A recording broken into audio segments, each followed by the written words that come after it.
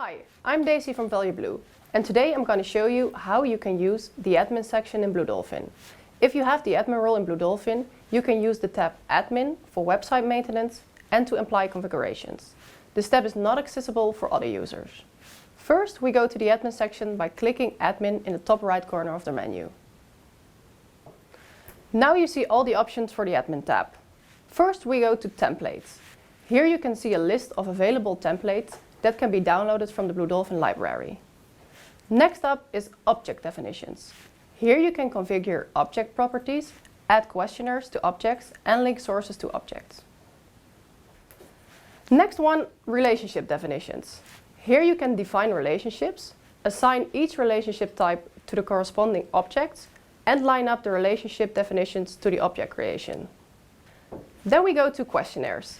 Here you can create new questionnaires and adjust existing questionnaires. Next one is Sources.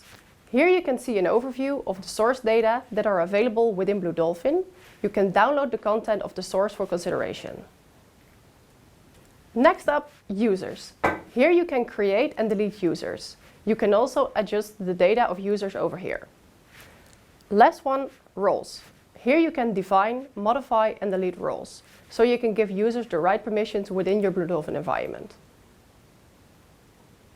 These were the most important admin tabs to know about for BlueDolphin admin. That's it for today. Thank you for watching.